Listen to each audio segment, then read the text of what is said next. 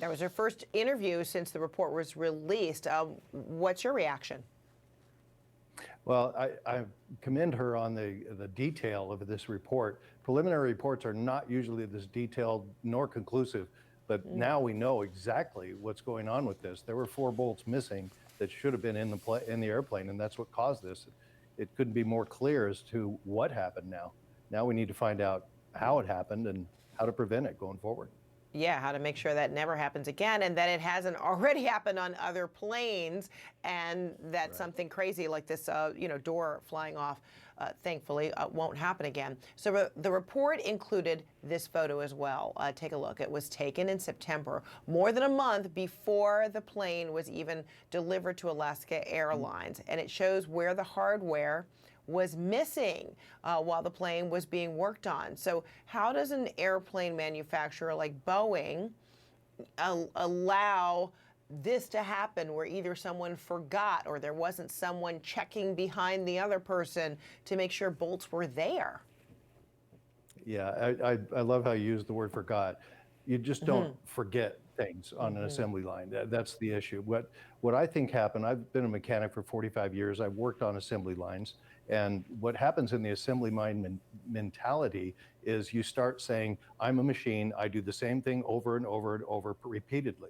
So what Boeing is failing in is the idea of identifying when those non-conforming parts occur. They have to shift completely out of that mindset and say, now I'm a repair station, which means as a repair station, if you do anything out of the ordinary, you have to have a second set of people, a second set of eyes to look at what happened and say, okay, you did this, but here's what you did wrong or what you did right.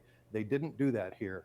I believe that that's where the problem occurred. I've seen it on assembly lines before, and Boeing needs to step up their efforts to identify those 2 aspects of what it is they're doing on the assembly line.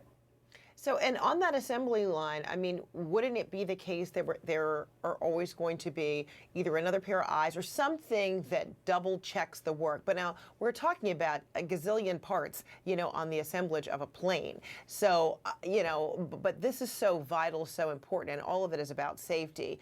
Customarily, would there be whether it's human eyes or some kind of robotic or some kind of check on something like that, where you're talking about things that maintain pressure of a plane so that it can be, carefully airborne? That's an excellent question. The identification and the second set of eyes on literally everything you do is not required. And I don't believe it is required, actually.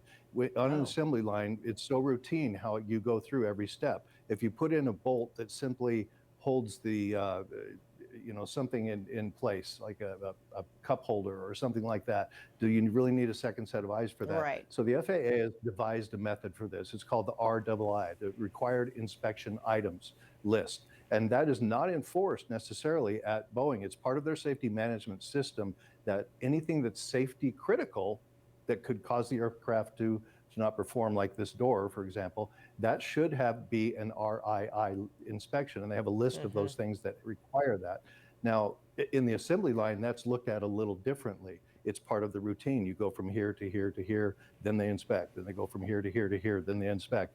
But in this case, in a repair where you're adapting a non-conforming part, it's not necessarily that way. So who makes that determination at that point as to whether it's a safety item or not? You wouldn't think, well, I put this door back in, I assembled it properly. Is that something that's a safety item or not? Does it have to be re-inspected? And obviously at that point, someone made the determination that after that door was put back in, it did not require that second inspection. And therein lies the problem.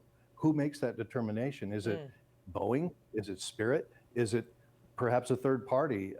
And that's where the organizational designation comes in, which was given to Boeing to allow them to make that determination instead of the FAA. So that's another story that we'll get into, I'm sure, later as we dig deeper. I bet there'll be a change on that coming soon.